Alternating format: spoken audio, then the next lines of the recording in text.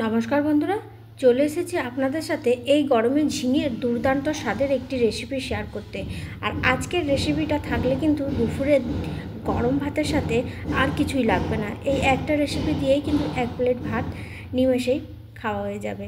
তা চলুন তাহলে ঝিঙের এই রেসিপিটা কীভাবে বানাবো সেটাই আপনাদের সাথে শেয়ার করব। তাই ভিডিওটা স্কিপ না করে সঙ্গে থেকে দেখে নিন।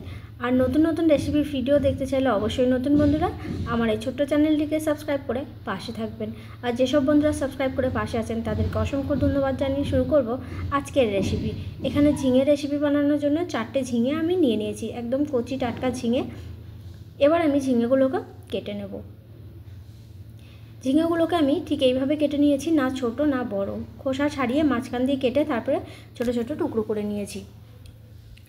আর ঝিঙের এই রেসিপিটা হয়তো আগে বানিয়ে এইভাবে খাননি, তাই অবশ্যই বন্ধুরা রেসিপিটা দেখুন আর কেমন লাগলো একটা লাইক ও কমেন্ট করে জানাবেন। ঝিঙেগুলোকে আমি ধুয়ে জলও ঝরিয়ে নিয়েছি তার সাথে। আর ঝিঙের রেসিপিটা বানানোর জন্য এখানে আমি নিচ্ছি হাফ চামচ কালো সর্ষে, আর দেব হাফ চামচের কম হলুদ সর্ষে, আর ওই চামচের মাপে 2 চামচ পোস্ত দিয়ে দেব। গরমের দিনে ঝিঙের এই দুর্দান্ত স্বাদের রেসিপিটা একবার বানিয়ে দেখবেন বন্ধুরা, ছোট বড় সবাই কিন্তু ভীষণ পছন্দ করবে।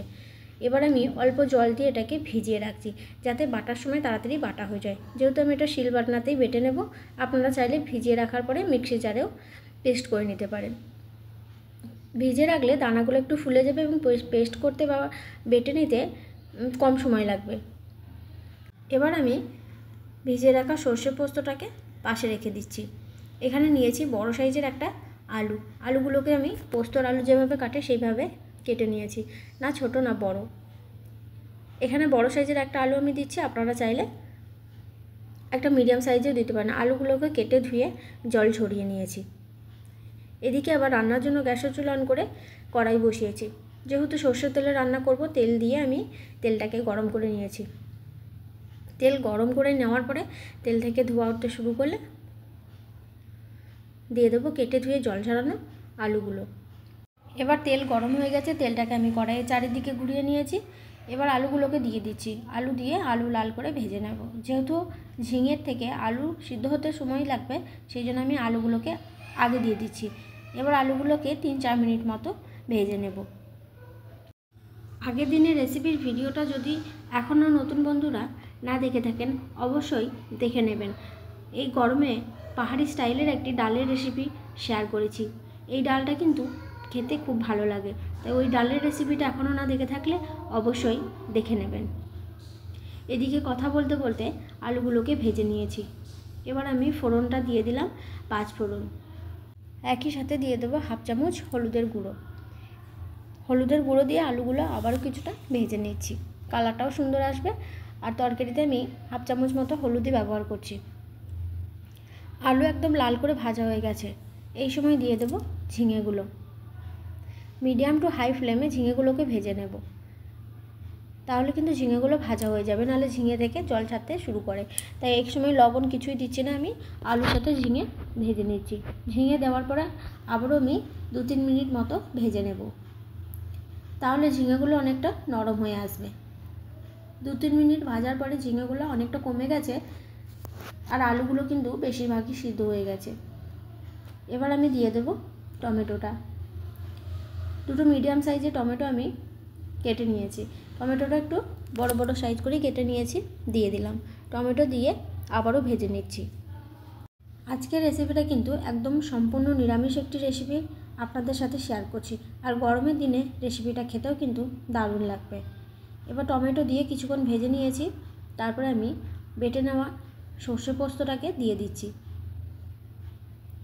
অল্প একটু লবণ দিয়ে সর্ষে পোস্ত একসাথে বেটে নিয়েছি। এবার দিয়ে দিলাম বাটা মশলাটা, দিয়ে বেশ কিছুক্ষণ একটু নেড়ে নেব।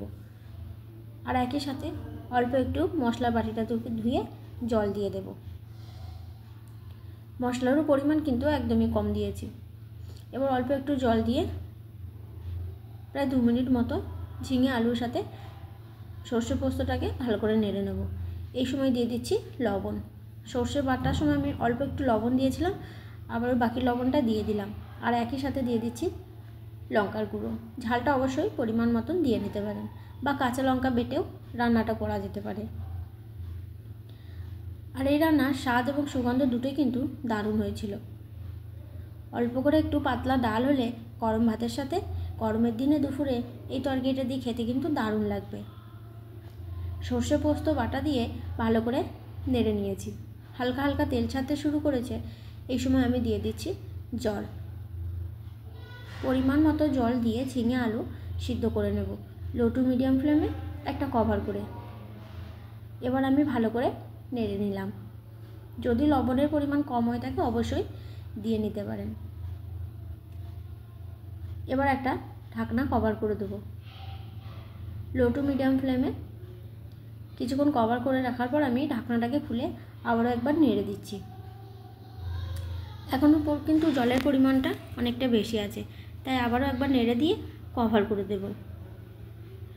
আর ঝিঙে আলু পুরোপুরিভাবে সিদ্ধ হয়ে গেলে তাহলে তরকারিটা হয়ে যাবে। আবারও আমি ঢাকনা চাপা দিয়ে ভালো করে সিদ্ধ করে নিয়েছি। এবার ঝিঙে আলুগুলোকে একটু কেটে দিচ্ছি যাতে তরকারিটা দেখতে ভালো লাগে। ঝিঙে আলু পুরোপুরিভাবে সিদ্ধ হয়ে গেলে গ্যাসের ফ্লেমটাকে বন্ধ করে দেব। ঢাকনা খুলে আবারও কিছুক্ষণ ফুটিয়ে নিয়েছি বন্ধুরা। তারপর আমি গ্যাসের ফ্লেমটাকে বন্ধ করে দিয়েছি। এবার তরকারিটাকে অন্য একটা বাটিতে ঢেলে নেব। আশা করছি রেসিপিটা আপনাদেরও ভালো লেগেছে। এই যে এখানে আমি বাটির মধ্যে তরকারিটাকে ঢেলে নিয়েছি। দেখতে যতটা সুন্দর হয়েছে বন্ধুরা, সম্পূর্ণ নিরামিষ ঝিঙে আলুর এই রেসিপিটা খেতেও কিন্তু দুর্দান্ত হয়েছিল। আশা করছি বন্ধুরা ঝিঙে আলুর সম্পূর্ণ নিরামিষ রেসিপিটা আপনাদেরও ভালো লেগেছে। তাই আজকের মতন রেসিপিটা আমি এখানেই শেষ করব। দেখা হবে পরবর্তী সময়ে নতুন কোনো রেসিপির ভিডিওতে। ততক্ষণ সবাই সুস্থ থাকুন, ভালো থাকুন। আর শেষ পর্যন্ত রেসিপিটার সঙ্গে থেকে দেখার জন্য অসংখ্য ধন্যবাদ।